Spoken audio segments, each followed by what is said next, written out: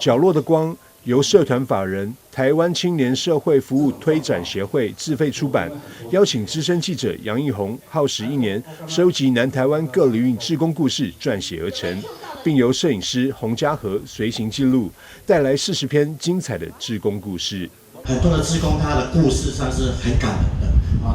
那有的志工可能是他文笔没那么好，那我后来就找了我们今天的作者杨义宏来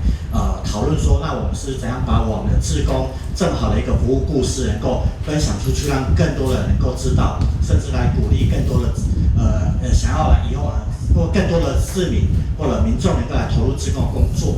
发表会这天，除了许多书迷朋友前来支持，台南市副市长赵清惠、前台南市社会局长卢宇聪、前中华日报社社长邵英杰、电视节目制作人赖景堂、广播主持人夏威、议员蔡立青也都到场，向大众推荐《角落的光》这本书。杨义宏在写这本书虽然他的文笔本来就很好，但是要去采访到40几个故事实在是非常的不容易。而且如果大家看过他的书非常的有温暖的这个笔触。我仔细看了这本书的每一位志工起心动念，从事志工社会服务的这个心路过程，让我这个尤其敬佩每一位志工对社会的牺牲奉献。最近这本书我拿到之后，我都一直放在我的包包或放在手里。一是呢，我把它念熟，我已经做了很多笔记。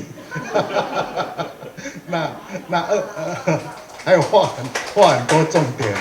这本书其实它叫做《角落的光》，其实倒过来也是光的角落，大家都是光。那落脚在这本书里面，然后透过这本书，让所有的人，你们每一个做志工的人都是一个指标性的人物，就像光一样。作者杨义宏特别感谢台湾青年社会服务推展协会秘书长徐家荣的邀请，让他能参与这项计划，从采访志工故事当中学习成长。角落的光这本书，其实我非常荣幸能够参与这样子的一个计划那跑遍了台南、高雄跟屏东3个地方那其实书里面记载了40位志工的生命故事那这也是全台湾第一本介绍各领域志工的报道文学对，那非常感谢有这个机会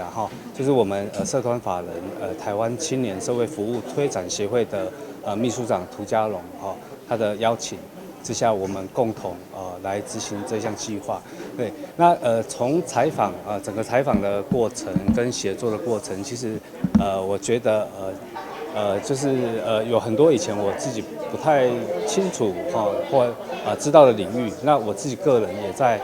从中学习成长。对，那非常感谢这40位包含社福、农政、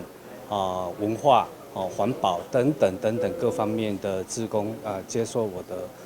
访问。在我们的生活周遭，常常能看到许多志工的身影，他们不求回报，辛苦为社会服务，默默守护在城市的每个角落，暖心又伟大。这些真实的志工故事就在这本《角落的光》里面，等待大家亲自来翻阅了解。